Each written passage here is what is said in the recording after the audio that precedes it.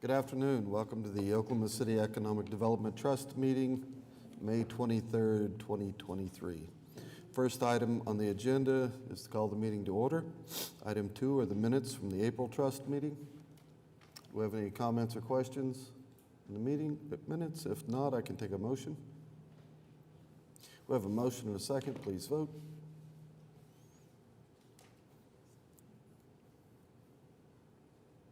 The item passes. Brings us to item 3 on the agenda, the ratification of claims. Any comments or questions? I can take a motion. I have a motion and a second.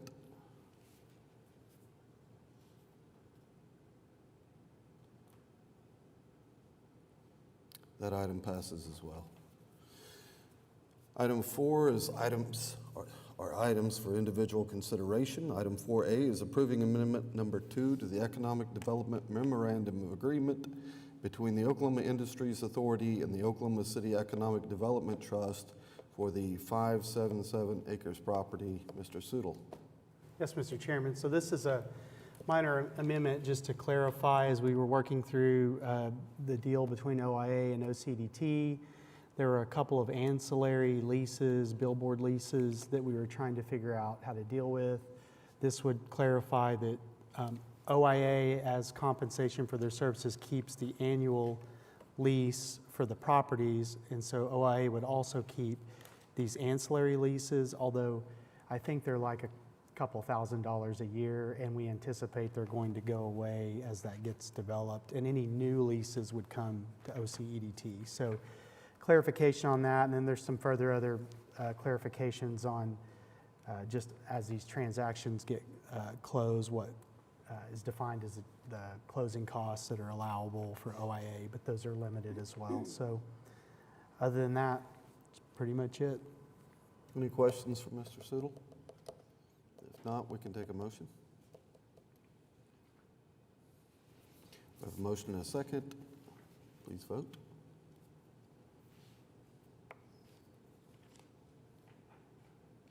The item passes. Item 4B is a resolution approving OIA's sale of property. Mr. Sudol. Yes, Mr. Chairman. So as you recall, there's an item previously where there were 3 transactions that were contemplated. There was a 95-acre that was for the lock supply side. There was some spec stuff that was about 29 acres. And then there was a 10-acre tract that was for a on-cue set of amenities on the corner, northwest corner of this property. This is really to redo that 10-acre piece. Subsequently, during negotiations with the company, we've actually lowered the amount that's going to be sold. I think it's actually a higher price per square foot, but instead of 10 acres, it would be 6.11 acres for $3 million and $10,000, which OIA will receive and pass back to OCDT 25% of that. So OCDT will receive $752,500, which again, as a reminder, would be a gain on if you kind of did the proportionate share. So a little bit higher price, a little bit less than the previous, a little bit less acreage than the previous transaction, and we just needed to get this reapproved because the terms of the deal had changed. Any questions, comments? All right, we can take a motion.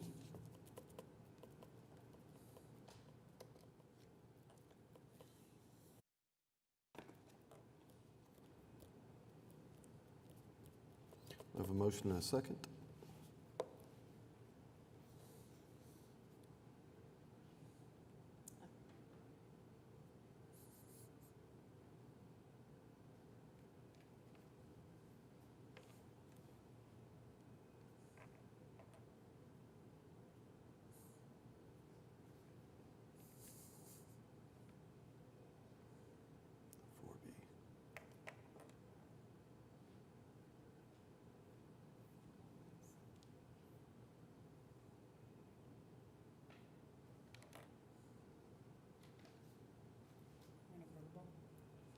Passed?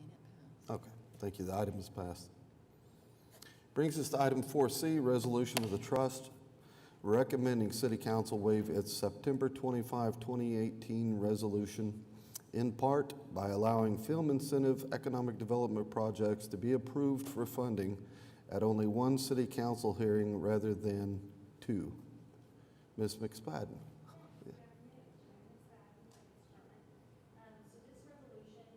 Is for the trust to make a recommendation to City Council for consideration in waiving that two-meeting rule. So since 2018, the City Council has required 2 meetings for consideration of any economic development project. So what we have in practice done is we've done an introduction and then they have consideration 2 weeks later. What we found with the film industry is this is a little bit time-consuming for them. They need things to move a little bit quicker, and so what we'd like to do is maybe make a request to the City Council to consider waiving that just for film. And so this resolution is written in that way, and so the idea would be if you all approve this, we would bring an item to council in 2 weeks for them to consider that concept. Any questions? Thanks, Joanne. We can take a motion on the item. We have a motion and a second.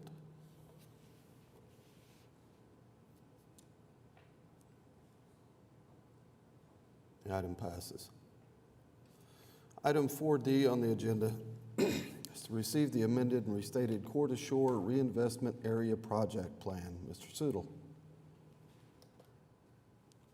Thank you, Mr. Chairman. This was just to bring back an update that City Council had approved a amendment, and I believe it was on the 9th,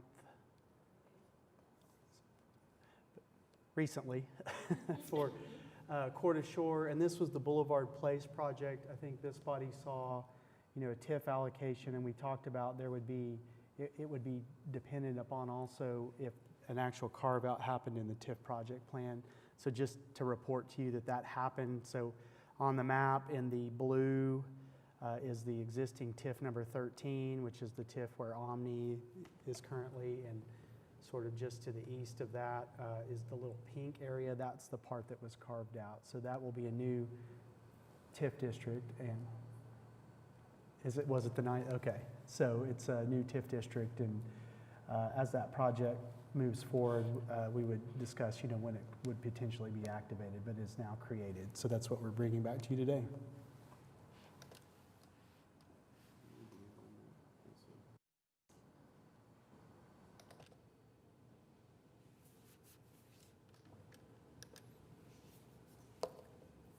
Got to get my screen right. Thank you. All right, we have a motion and a second. Please vote. The item passes.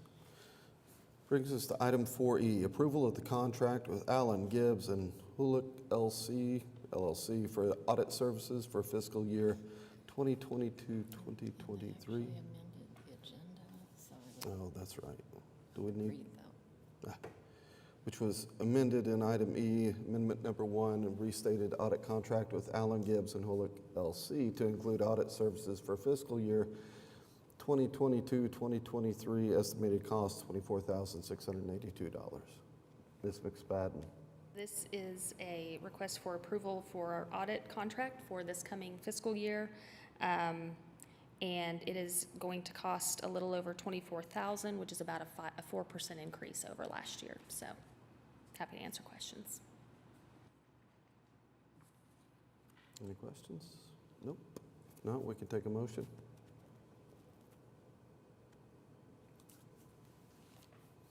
We have a motion and a second. And the item passes. Brings us to item 5 on the agenda, General Manager's Report. Mr. Sudol. So pretty standard report. I don't think we had anything this month to point out on it. Just be happy to take any questions if you have it. One thing I may mention is we talked a little bit about 577 earlier in those prior approved transactions. We are expecting to close on those first 2 here within a couple of weeks, and that would be about $4.3 million coming back to the trust, which would be about a third of your investment that you've already made coming back. So once that happens, it'll come to OIA and we'll transfer it in. You would see it show up in some of the balances here, but we'll be sure and point that out whenever that happens, so. Excellent, great news. Can I ask a question? Relative to them selling 6 acres to OnQ, will that amount of acreage be able to be rolled back into the development and future? Yeah, I mean, Okay. theoretically, then it's available for something else. I think, originally, there's 10 acres on the northwest side of that, and there are some issues with some of the oil sites around that, but it would leave, 3.8, 3.9 acres for something else that we could look at, some other amenities for the site.